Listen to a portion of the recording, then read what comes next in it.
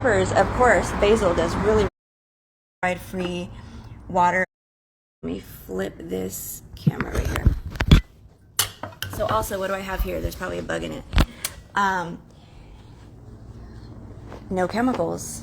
I am sprouting some rice right now, and I went ahead and did a second round of living water in it. Clean, fluoride-free water, all that stuff-free water. And when I drained it out, I drained it in this bowl, and now this is going to serve as some fertilizer.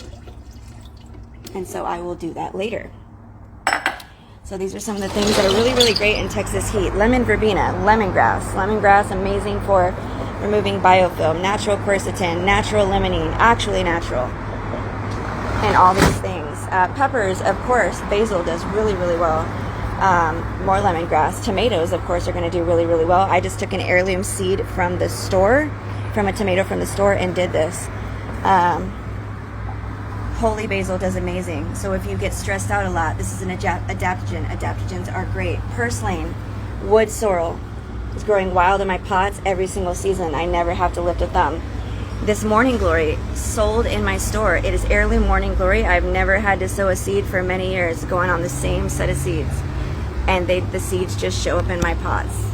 I just noticed that another hibiscus just started growing from growing it last season. Nasturtium. This is an edible flower. It's also great for pest control. Edible flowers are great. I've got strawberry. Wild petunia is showing up. Petunia actually has medicinal benefits. I've got a lemon tree from an organic lemon seed. Now this takes forever, but apparently it does well. This is a wild herb that started growing in this pot. It's called plantain something, and it's great for mosquito bites. You take a leaf and you rub it on stings and mosquito bites. Once again, purslane is great in the heat, but when you have really good soil, it's probably going to show up. So this is why it's really important the water that you use. Sometimes I'll use activated biochar, and this is just wood. It's wood that's burned a certain way to make it more porous. It is not the same as activated charcoal. It is not the same as activated charcoal. More information about that is in my water series. And what they're doing right now is they're getting synthetics in the soil, so they're convincing the public to use bentonite clay, to use zeolite, to use activated charcoal. If you want a magical garden, you are not going to use these things, and you're going to get nanotech all up in your soil, and that is what they want.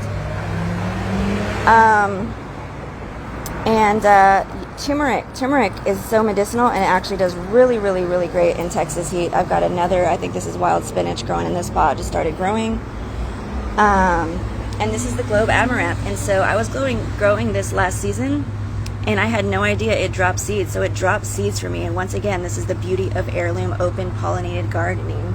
So I've got this started on its own for me. Even this pepper plant started on its own.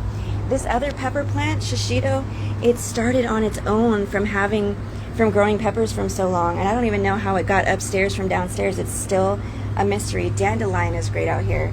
And this is all medicinal. So you can definitely take clues from my garden. And it's just really amazing to be regenerative. I'm using a water system, a very easy water system. These things are cheap.